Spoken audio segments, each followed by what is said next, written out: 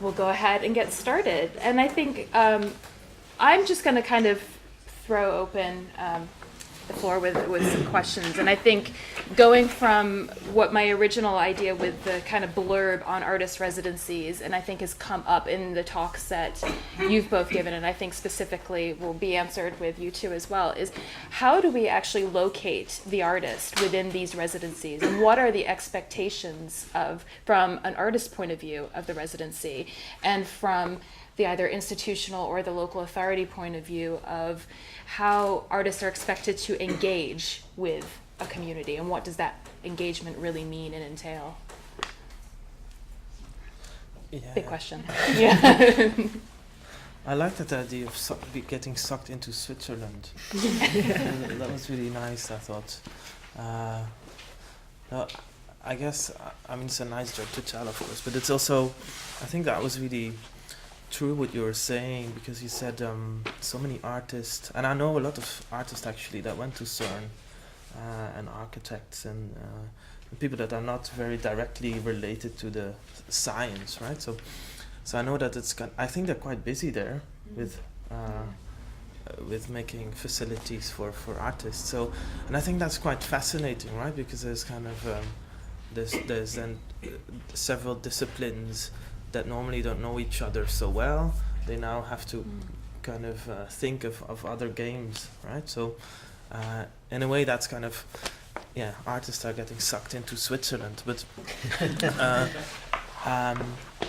yeah, so I think it's a nice way of thinking about a place, and what also struck me from both presentations actually is this kind of this ability of not becoming too representational, right? So I think it was in both of your presentations you could really see that, and I think, I mean, for me that's always the big value of residencies or exchanges or connections or whatever you want to call them or kind of formulate them, because for me that's where also kind of research start, right? So indeed you would probably kind of begin with a conversation that is very personal, probably, right? So it can be a kind of an archaeological question that you kind of cannot seem to answer or kind of struggling with, but then it can become, it's only there to start up a conversation, I feel, and that I think is the point where the kind of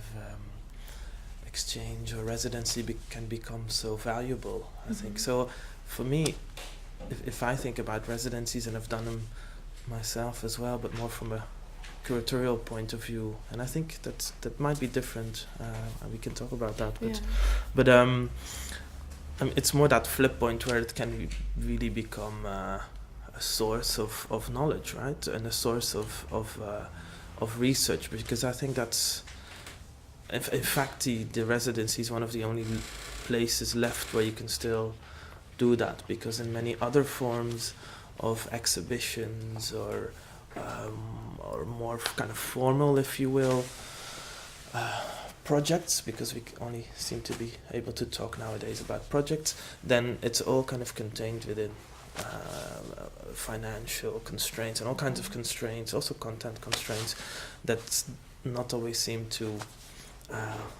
always talk about this idea of research, right? Things that we just don't know what's going to happen. So, I mean, it's a bit like the God particle that is also in art that you, yeah.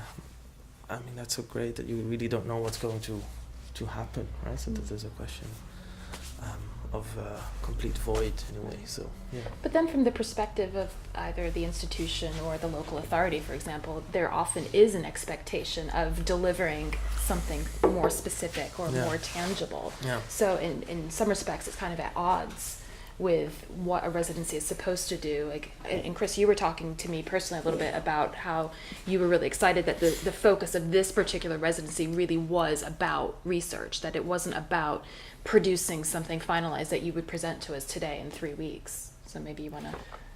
Yeah, I mean, I think that there's a certain element of, and I'm showing my age a bit, but Challenge Annika sort of game show element of kind of squeeze as much in the sort of contracted time that you're allotted to go and research, or go and make and I think just on a practical level, for most people as artists or creative people, that the reality is that you might not have 3 weeks in your normal everyday life to go and research or make a project. There's lots of pragmatic elements that are going to interfere with your ability to do that. So to have a chunk of time thrown at you and go is kind of for me it's a ticking clock, and so to go and actually officially research, and I say I'd research but I'd do it with the camera or through interviews and conversations. It's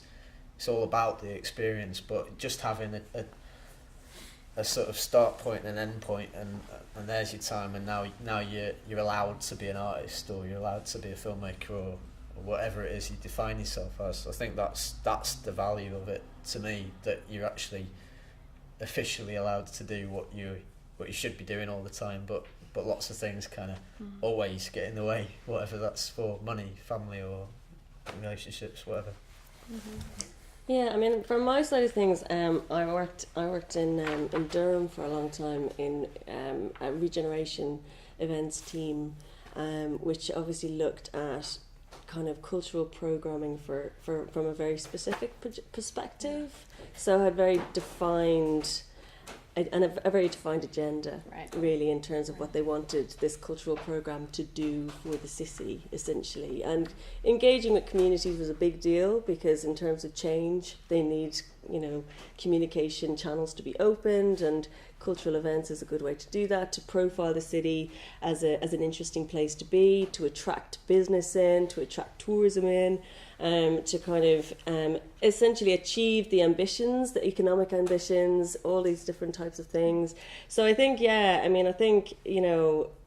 I think what's interesting from my perspective is that I kind of shaped, I suppose, within that context, facilitated a lot of different artists come in to kind of, in a way, realise all these different things, with a view to, from my perspective, enabling them to, allow their narrative to play out in the residency time that they've had, essentially. So I think from my side of things, it was quite interesting, because you were almost having to look at it in the round all the time. Do you know what I mean? So obviously, from the artist's perspective, from the communities that I was facilitating these connections with artists with, and from the artist's perspective, making sure that if they did produce something, if that was the point of the residency, that it was showcased in the best. So it was kind of like, there's lots of different perspectives and challenges, I would say, because obviously then you've got the funding side of things that you need to think about as well. And if you're drawing in funding from other sources, you've got boxes to tick there as well. So there's quite a lot, I think, of different things that you have to play around. And I think just in the different types of organisations you're within, each of those play out in different ways. Right. So then maybe it is for the artist to try and decide, choose which artist residency go on wisely. Yeah. So don't choose a art for social change residency if that's not the work you make, and don't go to CERN if you do make that work or something, so maybe you have to I think that's really good. I mean, one of the things that I found most interesting was I facilitated a number of residencies in high security prisons, for example. And that was a really specific context, and either you were an artist who could handle that really well, or you just weren't. Do you know what I mean? And it took a lot, from my side of things, of identifying those kind of artists that would really, work well in that context.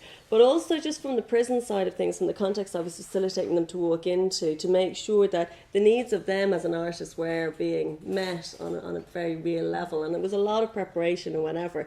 And we got some great work out of it. Did the whole programs of different types of artists, visual artists, writers, illustrators, loads of different types of people went in there, filmmakers. But you do have to be aware of the challenges of a residency and what you as an artist want to get out of it. Do you know what I mean? As well, I think and whether it suits your practice, the particular context that you walk into. Right. Well, it's something that kind of comes up through artist residencies that I've experienced, and through some of the discussions that we've had here, is kind of questioning what types of infrastructures need to be in place on both sides, from the perspective of the artist as well as the perspective of the hosting organization, whether that be somewhere like CERN, for example, or that be an art context or what have you. What types of understandings do we need to create on both sides for expectations? And also, what needs to be in place to actually facilitate the artist as a whole being? Because we've had conversations too during your residency here of being an artist being put into this kind of foreign context and then often left like, you know, some sort of animal in some respects of like figure it out for yourself, and understanding that you're not just there to produce a piece of work, but that you are there as a human being with human needs and connecting with a community, and how do we help from the arts perspective to communicate what is needed, as well as from an institutional perspective to communicate what are the expectations and what can be provided. So kind of for everyone. Yeah, I mean, again, some of the kind of real life practicalities of departing your kind of everyday life and job and relationship and financial whatever's being offered with whatever is needed to cover your kind of existence after, and the sustainability of you as a person is like it's complicated, isn't it? And I've got a sheet of paper here. I'm not very good at retaining information, but like my friend in Nairobi was like an amazing facilitator in terms of my residency, a woman called Renee Boyer, and she just has this huge extensive list of artists that she had to facilitate at Quona Trust Arts Centre in Nairobi, and in because of the context of that place and people really coming over with a lot of trepidation, she had to sort of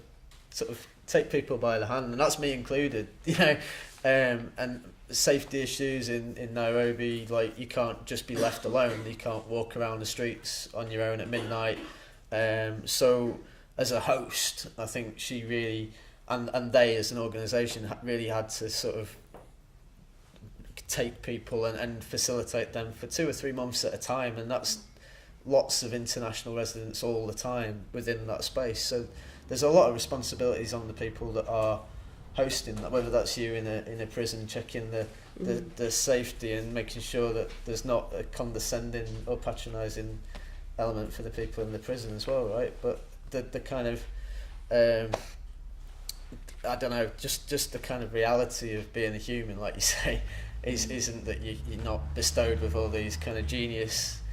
Your feet do actually touch the floor, and there's the kind of need to be your own self and not just flown in and dropped or not sort of put on a pedestal at the same time. And I think I'm not, as I say, not good at retaining this info, but like Renee being someone who genuinely had to look after people in terms of that foreign space, whatever. I think surprisingly enough, it will be very practical things that you need, right? I mean, you need a flight ticket, a visa, a key, and a certain maybe like a pass, right, with a code or something like that. I mean, I think those things. I mean, of course, it's all kind of. You can think about more human and conceptual things, but I guess it's more practical than one might think, right? So you need a key and good contacts and a bit of food and a bit of water, and then you're pretty much set to go. Because I think art. In kind of adult life, I mean, people can, even on the streets of Nairobi, you can manage yourself, right? I mean, I think that's basically the basis of a residency, right? With very little, you can get quite far, and it also, I think these practicalities tell you a lot. For example, I'm working now, and we have been working in the past with artists. And we were talking now about the exchange. It's nice with the North and South divide because it's an important thing to consider. I'm working quite a lot with people that come in from Middle East, for example, and then one of the practicalities that we have there is that it takes me 6 months, if at all, it takes me 6 months to get a visa. Right. And I mean, the United Kingdom Border Agency is not a very nice body to work with. It's really kind of a fortress, even for us, and we're accredited and all that kind of stuff. So, but that, I mean, there you can see how this idea of practicalities are so important, right? So, and that begins also, and how do we do these exchanges, right? For us, for people on the north part, it's easier to finance flights to Nairobi, but how does it work when it comes back, no? So, I mean, it tells you a lot about kind of order of worlds as well. So I think it's very important to talk about these practicalities as well. So, yeah. I would agree with that. I think it is based in practicalities, but I think it's also, thinking about. I think you can be dropped anywhere once you know you've got someone that you can contact if you need to. Yeah. Do you know what I mean? Yeah. And I think that's really important as much as anything else. Actually, it's just you don't necessarily have to be in somebody's face for them to know that you're there, but they need to know that you're there. You know, and that's certainly from my side of things, just kind of going in to facilitating kind of space for artists to go into a whole range of different contexts. I think it's also about managing expectations. Right. In a big way, because it's about what people, particularly if there's if it's not a space where they're not used to hosting artists, or they're not used to hosting kind of this kind of activities, and even because I've worked a lot, for example, with care homes for adults with special needs, for example, and you're not only dealing with the people who are going to be, let's say, participating in the workshops or whatever, you're dealing with the frameworks in and around them, essentially the management, their routines during the day. So it does boil down a lot to practicalities, but it's also then about relationships with all of those people too. And I have found that the more, particularly actually in the prison work, is that the more you go in and you facilitate well, and you kind of do manage expectations, so people aren't walking away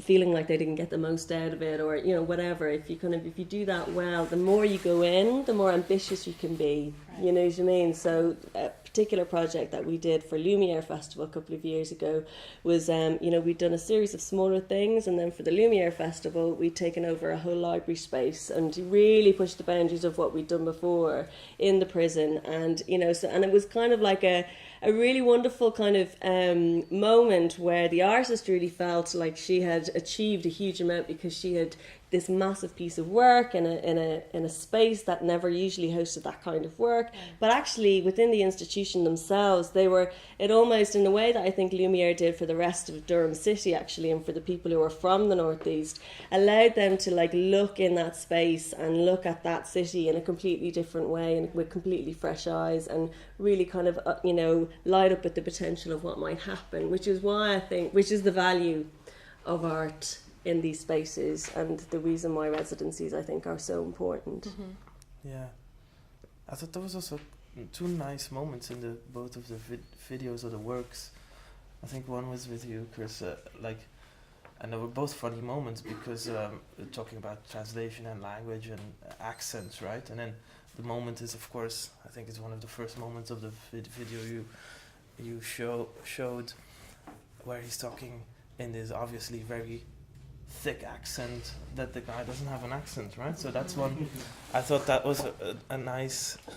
I think it's a nice moment to think about the residencies and about kind of expectations and how things can change your thinking, right? I mean, and it's obviously a very funny moment, but if you go a bit deeper, you can kind of analyze it and extract it and stuff like that. And then it was also with the forks. Obviously, that's also a funny moment, because we think of it as silly, right? In the first instance, we think, okay, 550 hertz. Can that become a nice experience for me that will heal me even up until a certain point, right? But what if it really does, right? I mean, it could be, no? We don't know. It could be. So that's kind of so both of these were kind of quite funny moments. But I was really thinking, okay, but what if we think of it not as a kind of funny moment, where it's actually quite serious, and it is serious, right? Because people are getting killed, as you said, because of those accents, because on the streets is the only thing that you can recognize in 2 seconds, no? And with the Hertz, it might work, right? Because at CERN they're doing a kind of parallel thing, and I thought that's a nice way of maybe kind of illustrating the kind of the blind way in which you go into a residency where you don't really know anything about the place and think, oh, it's a crazy place. So Nairobi is very violent, and I can indeed see all the animals, but it's also very violent. I hear it's kind of dangerous in the streets at night, no? And so it makes you want to think about the difference between something that is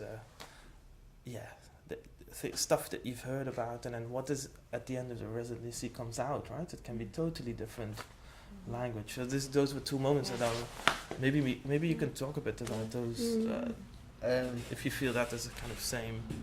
Yeah, I mean, I way. think if we're talking about that specific point, then it's a point of perception and like of what's familiar to you and what's not, and that's going to be your experience of a place as an outsider that you kind of you go in, and there's whether that's me coming to Newcastle or Nairobi, there's a sense of culture shock because it's different, and there's a certain cultural language or sort of set of behaviours on a Friday night that way, then a Saturday night that way, you know, and you might be aware of that and I might not be, or that might be completely that don't go down that street. It's just if you were to come to Manchester for 3 weeks, everyone might speak funny there, you know. So it's kind of I'm really interested in people's take on normality or take on difference, and that, you know, in what Adam is speaking about in that section, he is just caricaturing the sort of regional identities that are, you know, maybe obvious to someone from around here and maybe completely new to somebody else. And I think what I'm sorry I dubbed you, but like the take on that is just what kind of is offered when you watch something with subtitles or dubbing, and what that kind of detracts and kind of implies in a filmic sense, that like you kind of trust the edit even though you not necessarily should. So don't trust that. sorry, yeah. And I think maybe my last point about Nairobi was that I was actually quite shocked when I was watching Al Jazeera on the TV, and just how fantastically good the journalism was compared to what my understanding of what I thought was good journalism with the BBC or Channel 4, and actually just seeing the TV news that was just available was way more seemingly balanced than what I've sort of seen more liberal news channels in Britain that I've kind of necessarily trusted. And just the way that can be easily manipulated and easily misinformed. So well, how would you even relate that to the way that you went about your specific methodology here of interviewing people about what it means to be Geordie, and how do you get a more inclusive approach to, you know, who is actually going to, I know you sent out cards that had, you know, what is Geordie and a phone number, as well as interviewing people here and on the streets, but it kind of raises questions too, going back to about putting artists within communities and then asking them to sort of reflect on those communities.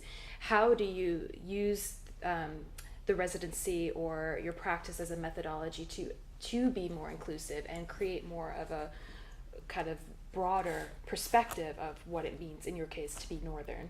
Sure. I mean, for better or worse, my practice has come out of like 100 public workshops in spaces where I might be sort of shoehorned in as an engagement person, even though that project, we've not received any kind of Arts Council money or any kind of public money. We did get the Deutsche Bank award for art for it, and then it's been its own kind of thing, but it looks on paper like this kind of engagement heavy thing, but it's actually purely out of an interest and a sort of personal experience with people in different places. So it's something I'm really quite interested in and have developed. So my one-to-one way of interviewing someone is kind of tailored through a sort of facilitator role that those workshops have created in me.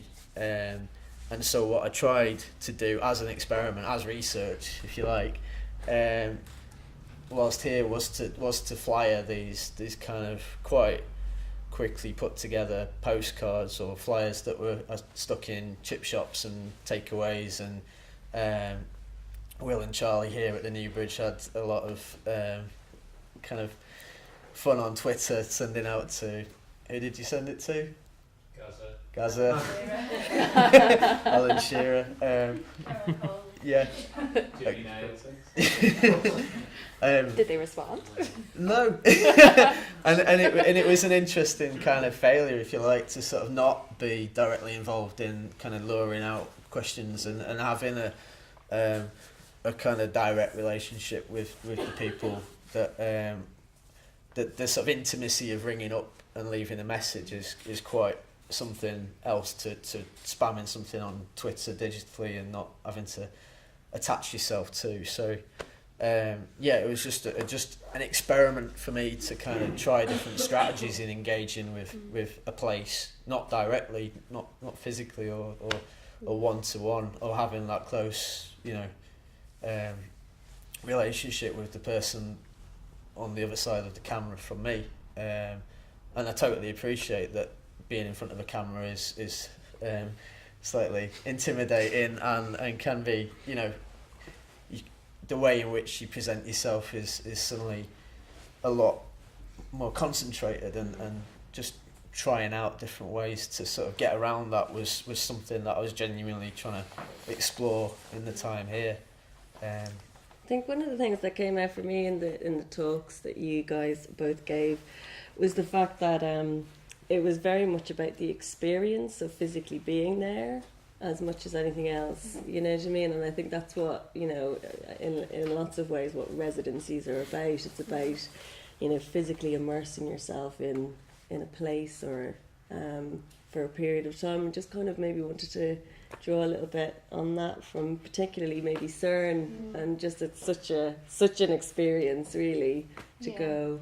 I think the first time that I went there, I was being shown around by my friend, and we didn't have the passes and stuff to be able to go see the kind of the underground places, and I definitely felt at that point that's when I really wanted to, because you're up at the sort of in the cafe and stuff, and everyone's there talking about it, but you just want to see it, and so that's when I decided to apply and go for the residency, and it does make such a difference to experience it and go down there, and you do feel like you're walking into this sort of science cathedral where I don't know, it does kind of, it does feel like when you walk into a massive like sacred space or something, it does feel a bit like that. And I think it's I wouldn't I was thinking about potentially those things before I went, but I think going there kind of it definitely made me think about the sort of work I'd want to make differently, and also just talking to the physicists there, like I had a few ideas about work that I might want to make after the residency, and they definitely changed while I was there. So in answer to your question, that definitely did happen. How did they change? How were your preconceptions different? Well, I knew sort of I knew I wanted to go and interview the interview physicists. I wasn't really expecting to have a conversation with one of the cosmologists about the kinds of dreams he has when he when he's coming up with his theories, and actually that took me off on a tangent to think about the kind of work that I wanted to make. And it's just those little moments when you're not really expecting it, and you think but that's just the thing that you were looking for, Yeah, I mean, just hearing you talk there, I think one of the things that for me, working in a space where I was, actively fostering spaces for these residencies to happen. Like a massive part of it is about just kind of retaining that openness as much as you can. Do you know what I mean? And kind of, in a way, kind of being the buffer zone between expectations from the context that you're working in and, you know, just to facilitate that kind of space for somebody to come in and bounce around and maybe go off in a million different directions before they figure out which direction they want to take. They were incredibly generous, like with their time and what they thought about. And I actually think, like, from a certain point, it's quite nice for a physicist to have an artist come in and ask them the types of questions that they wouldn't be asked usually on a day-to-day basis. You know, like, you know, the sorts of questions I was asking was, you know, like, would make them laugh at certain points, but I don't think like they have that sort of conversation regularly, you know, like, and I think they quite enjoyed it as well. So, you know, I think it's a two-way thing. Well, hopefully that's what you get out of it, is a two-way relationship with your host and yourself. You know? How does your experience of going on residencies as curators maybe differ, or how is it in conversation with your expectations of residencies from artists? Yeah, I don't know. Maybe I should do one as an artist, and then you know the difference. But or when you, as an institution, are fostering an artist residency. I don't know. I think when you do it as a curator, you're mostly hooked up with artists, right? So you're gonna very quickly. There's this. You need to speak to these kind of people. You go into this. You have to go to New Bridge Street because there's all these artists, and you should speak to them. I think there's a different. Yeah, I think it's kind of maybe less. Maybe for an artist, there's even a bit more personal question involved. I think it was nice how you said it, that is, okay, where do I place myself, or where do I want my practice to be placed, or my work even to be placed. I don't think as a curator you might think about, okay, where's my practice in this, but definitely not where is my work placed in that, I think. Yeah. Unless it's for a very specific project. So I think that's a difference. I don't know, maybe there must be kind of, I mean, I'm only speculating here, there must be kind of a more power thing, I don't know, as well, happening there, but this is something that we should discuss. So I'm not kind of completely sure, actually, but there must be differences, no?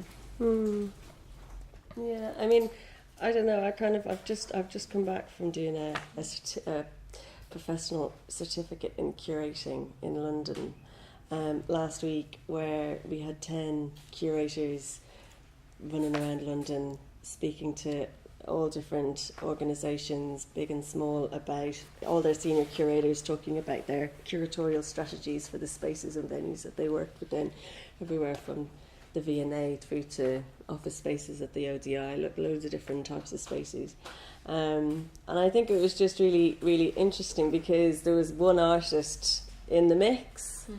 And one of the things that she said at the end was that it was fascinating to look at these, you know, this group of curators, you know, and the discussions were just so totally different in terms of what an artist would look for in that kind of a situation. And yeah, I think that for me was really interesting, just in line with this talk, and how, as a curator, you do walk into a space with a completely different set of ideas or perspectives or interests, I suppose, really. And yeah, they might be in similar realms, but yeah, just from a very different, like a two-way mirror, I suppose, just looking at it from a different side of things, because you want something different out of it. Maybe there's quicker a kind of political agenda attached to it or something like that. I mean, if I would go to Nairobi, then I think it's with a different set of expectations, I would say. Quicker.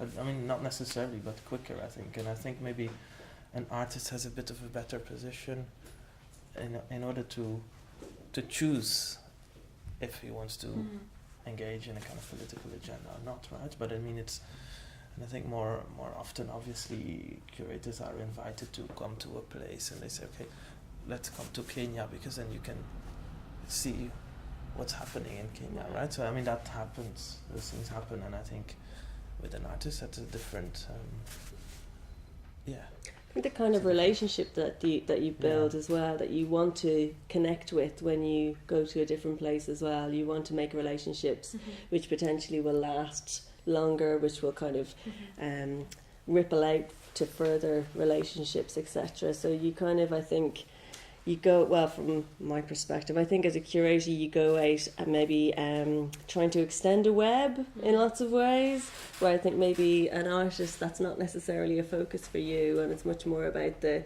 immediate experience, the impact of that space on you, whereas I think it's just much more of a strategic look that you take from a curatorial perspective, potentially.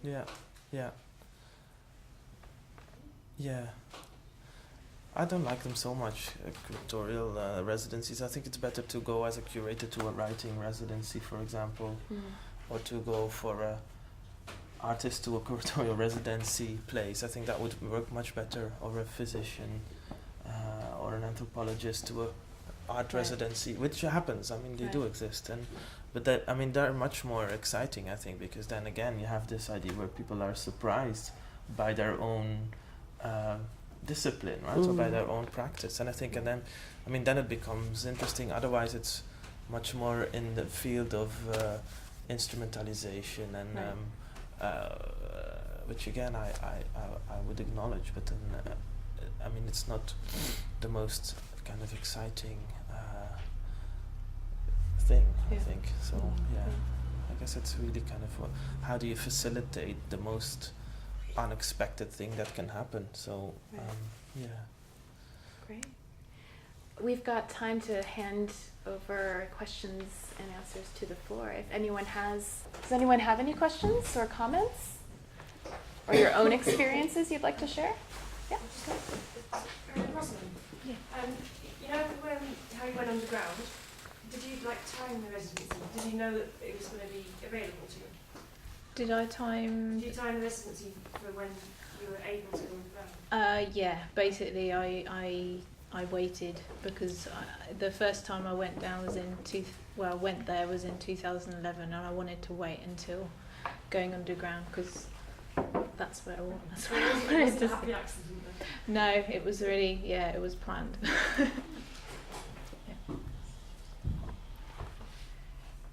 Other questions? Yeah. I'm sort of thinking about how the pressure is on an artist in the situation of a residency, in the sense of the length of a residency is really important. For instance, when you're talking about sort of documentary type work, if I think of sort of like the Grierson tradition of documentary filmmaking, you would be spending years in the situation and eventually, embedding yourself, getting to know the culture, and the work would come out in a very different way. The pressure seems to be on in a situation where you've got Twitter and Facebook and every other form of online communication to make something that sort of within a week you come out with a piece of work which can be shown. And I just wonder about that in terms of how that kind of is a realistic, or maybe that just reflects how society is now in a way, but I think it's a big consideration with residencies which tend to be short, and they also have to be short to fit into people's working patterns usually as well. So I think there's quite a lot to consider in that. They're definitely never long enough. No, exactly. And then there's another pressure as well. For instance, just to throw something in, I spent kind of 2 years in Hartlepool making a piece about a ballroom that doesn't exist there anymore, and I started off thinking I'm going to make a piece which is very personal. Like it was kind of very personal. I'd go with a very open agenda. And then when I got there, the community almost has such a historical sort of buy into this place that you feel a terrible sort of compulsion to make something that's going to be okay for them, that's going to sort of do right by them in a sense. And so over a period of time like that, then there's another thing which happens, I think, which is you have to be very clear on what your role is as an artist. You're probably, if you're an artist documentarian, in a sense, you're not making a Grierson documentary in one sense. You are going in and you're trying to tell your story of their story, rather than tell the story of social history, as it were. You know, and that for me took me like going in and kind of shooting just loads of stuff, like you do. And then it took me like another year to sort of pull back and go, hang on, I've really got to be very rigorous, go back to my initial premise and not worry about what people think about the thing that I'm going to produce. And then I knew that people were going to come into the gallery, and I knew they were going to have so many preconceptions of what they expected, and I knew what I was going to give them they weren't going to get. And that's kind of quite dangerous, but it's something that I think I couldn't have probably done if I'd not had given myself a long period of time to make that piece. You know. Yeah, I mean the 60-minute film that I did with the Kenya project, I realised in the editing stage, after doing a series of talking heads and interviews directly, people, they're all shot on camera, that was really like, it's dubious for having like an authoritative stance on like this is my, well not my, this is the Portrait of Nairobi, and that's a misstep, because it's not, it's a personal portrait of 5 weeks that I spent in Nairobi, and that's where I'd separate myself as an artist filmmaker rather than a documentary maker, because there's a definite, I'm not a journalist, I don't process things like that, and I'm doing it with the camera, and to subvert that with the work that I've made here is very deliberate, to kind of like remove the voices, show people's faces, or vice versa. It's like just to explore those ways in which kind of like, you know, like you say, if you're there for a week or 5 weeks or 3 weeks, then you're not going to have any kind of authority to depict your subject or your topic. It's just filtered through your own experience. Which I think is fine, because you could maybe sit on that experience for a year. Absolutely, and yeah. do something later. Yeah. But the pressure, I think, may be always to be, because you've been put in that situation, you have to then produce it quite quickly. You know, I think it'd be nice to see residencies where there wasn't an expectation of delivery. To admit with this one, there's never been that kind of impetus. It's a research and development thing, and that's definitely what anyone from Newbridge or another film media would say, that I don't have to have played that 10-minute film, but for me it's kind of like, here's that, like, to go back to my first point, it's like there's an opportunity to make some work and to potentially engage and create some more opportunities either for myself or other people, because you've got that time to actually concentrate and forget your personal situations and just concentrate on creating something, and whether that's good or bad is kind of indifferent. You just got to try and make the most of that time, and that's the kind of like, the pressure's on because I've put the pressure on, because I want to do something valuable to me, even if I never look at anything I've done here ever again, I've still explored some of those themes for myself. And you know, maybe that's a bit navel gazing, but that's kind of like my privilege to do or not do, I think, as the person on the residency. Yeah. So it's just about making the most of the time, I think, that you're given. That's what I've been given as an opportunity, is some time and some space and potentially some lodgings and potentially some budget and potentially some fee. It depends whether you're paying for that yourself. And I think that's another point, isn't it, where you do you take the opportunity to your own kind of, do you have to pay for it?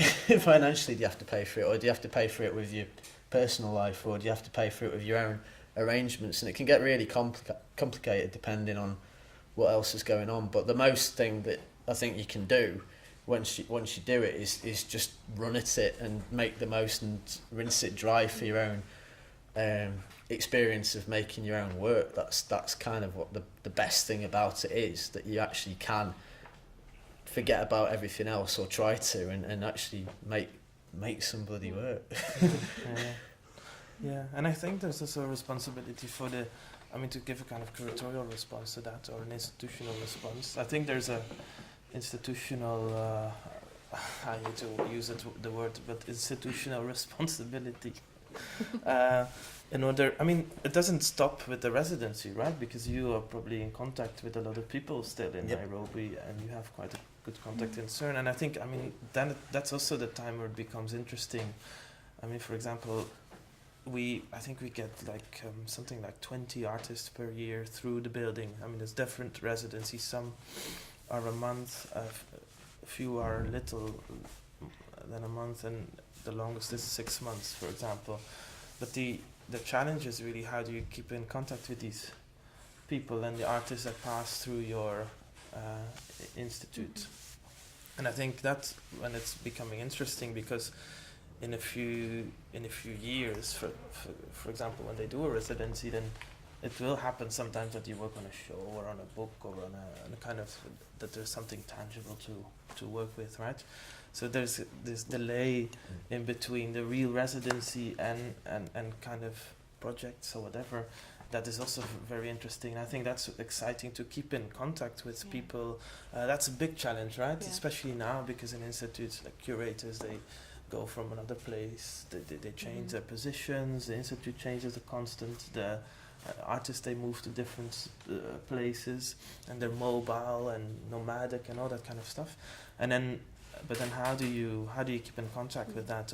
Triangle or Gasworks, they do an immensely complicated and very good job, if you ask me, in kind of setting up a network where they know what's happening, right? And there's a few people that have been in a position there for a long time, a long period of years. So it's really, how do these things can not only become projects, but really kind of conversations that we can still have a memory of, right? So it's kind of That idea of legacy, yeah. and how it's switching from, say, something like public art with a monument Yeah. as a physicality to Yeah. more of like relationships and networks. So That's that demonstrating yeah, it. it's quite. It's difficult. So obviously, but I think that's it's the most exciting part, I guess. We've got time for one more question, and then we can break off. Can I just comment about Yeah. one of the things that has come up is about expectations. And just taking a step back, as a residency is very easy to define, somewhere where you place an artist more into a different situation. But there seems to me to be a vast scale of expectations, through from somebody funding you, providing finance, flights, accommodation, food, materials, through to almost, well, not almost, to where you're actually paying for the privilege of doing the residency yourself. And I think that between those two scales there is a great range of expectations, through to a work of art in a week, through to don't care as long as you pay the bills. Right. I think that it's very hard to say, to talk around expectations of where residencies sit within the art world without really knowing, without answering those questions of what is the expectation, both from the side of the commissioner of the residency, the enabler of the residency, facilitator, and of the artists themselves. Right. Comment. Brilliant. Well, thank you everybody for coming. It's been a pleasure having you, and we'll continue. I'll be around, so if you want to hang about and continue the conversations, we highly encourage that. And thank you to our panel. Thank you. Yes, thanks, Thank you Lauren. again to the